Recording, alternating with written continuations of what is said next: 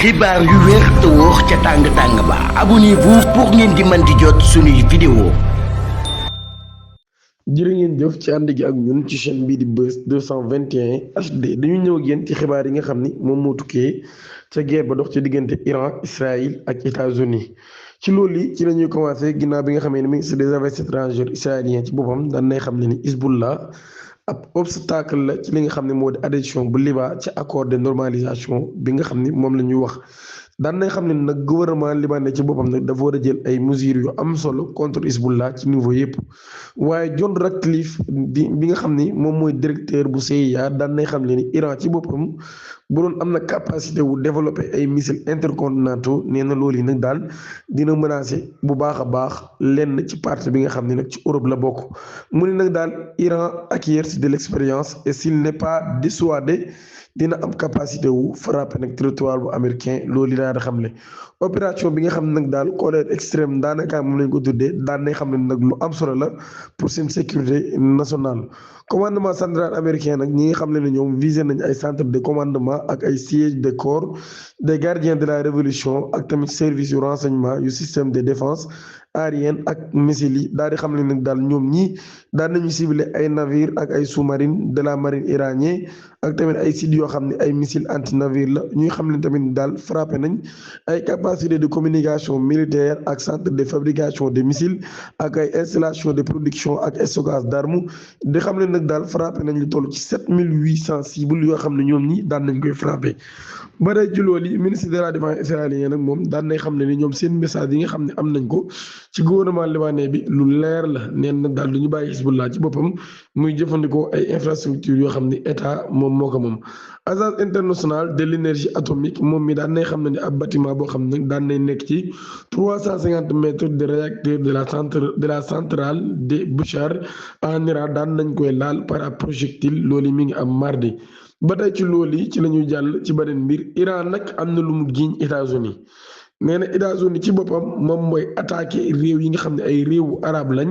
ak ay copie misilam yi wala dronam yi ñuy wax Shahid 136 Iran daal nee na États-Unis ak Israël dañoo copier boobu leen missile di ci attaqué seen dëkkandoo yi ginnaaw ba nag ngir mën leen koo giiñ gis nañ tamit ay explosion yoo xam ne ay explosion yoo xam ne am na ca Cisjordanie am ca centre de la Palestine occupée ginnaaw ay lancement des roquettes yoo xam ne Hezbollah ci boppam ñoom ñoo ko daal di def chaîne hébraïque 15 moom daan nañu xam ne ni bombardement yi nga xam ne ñu ngi koy amal depuis Liban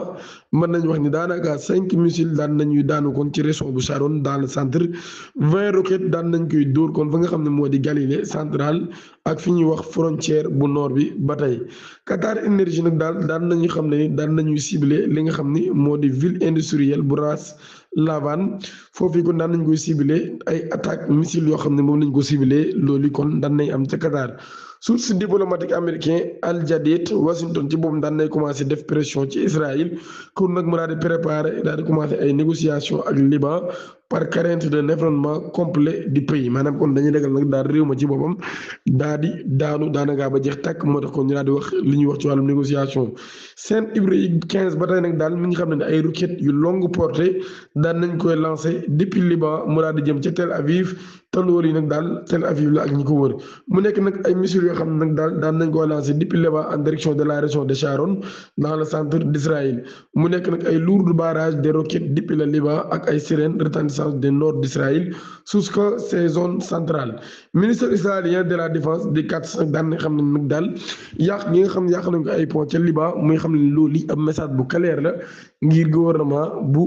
libanais bi ba tey Moutikasel daan nay affirmé kenn nag daal ginnaaw accusation iranien yi nga xam ne daal daan nañ koy def ay missile de type fragmenté daan nay touché kon ci guddi gi ñu weesu ay endroit yu jege lool maison de membre des cabinets maanaam kon maison boo xam ne daal benn membre la ci cabinet am bu ko jege lool. l'incident bi nag mi ngi xew ginnaaw ay déclaration iranien wala ginnaaw ay déclaration yoo xam ne iranien ci moom daan nañ koy def missile bi nag am missile fragmenté la boo xam ne daal daan nay dispersé sur ay kilomètres yu bëree bëri waaye nag loolu yi nag daal mën ñu koo guider par la précision donc l'impact était accidentel le membre du cabinet ne réside pas actuellement dans l' appartement maanaam kon membre cabinet boobu jamono ji nekkul ci appartement bi loolu kon moom moo ko daal di génne ab responsable américain nag daal mi ngi affirmé que ni ñoom ñi mënuñoo mener ab attaque contre les champs de gaz en Iran c'est Israël qui l'a fait maanaam nee na nag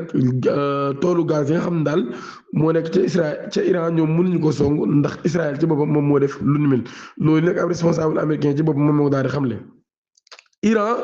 garde révolutionnaire Ali Reza Tanguisri moom mii di commandement de la marine de la garde révolutionnaire daal na xam ne installation pétrolière yi nga xam nag daal dafa lié ak américains yi jamono ji ay cible lañ considéré nañ leen nag même niveau que les bases américains yooyu kon dinañ leen attaqué bu baax a baax ni ñu xoolee bases américains yi lañ leen di xoolee muy nag ñi ngi avertir citoyens américains yi ak ñi nga xam ne ñoo fay liggéeyee ñu daal di sori foofu bu baax a baax installation yooyu ndax nag daal bokk na ci sunu ay cible jamono ji tan leen song bu baax a baax média hébraïque de bombardement depuis le Liban vers la périphérie de Gaza avec des missiles à longue portée utilisés pour la première fois maanaam kon ay missiles yu longue portée yoo xam ne Hezbollah ñu ngi koy jëfandikoo mu doon nag pour la première fois tentative de ciblage d'une station service à Ashkelon ba tey mi ngi am bu ñu sukkandikoo ci li nga xam ne moo di média hébraïque ba tey wala chaîne hébraïque bu 15 ba tey tam mi ngi xam ne nag daal am nañ tir bu long loolu depuis le Liban ay roquettes yoo xam daal nañ koy lancé ab distance boo xam dépassé na 200 kilomètres depuis le Liban ca périphérie boo xam ne ma nga nekk ca Gaza jamono ji kon nag daal mën nañoo xam ni guerre ba ma ngay wéy ba tey ci diggante fi nga xam ni moo di Israël ak Iran mu tabax xam ne moom daan nay xam ne nag daal joxe nañ ndigal ci ki xam moo di agence sécurité nationale yi ñu daal di gën a mettil frappe yi ñuy def nag daal ci ñi nga xam ne ñoo di américains yi ak li ko wër Shahid Jalili moom moo daal di succédé Ali Larijani ci li nga xam ne moo di bopp conseil suprême bi nga xam ne nag daal moom mooy kon sécurité nationale bu Iran di ñaan ngeen abonné ci chaîne bi activé cloche notification bi te aimé vidéo bi jërë ngeen jëf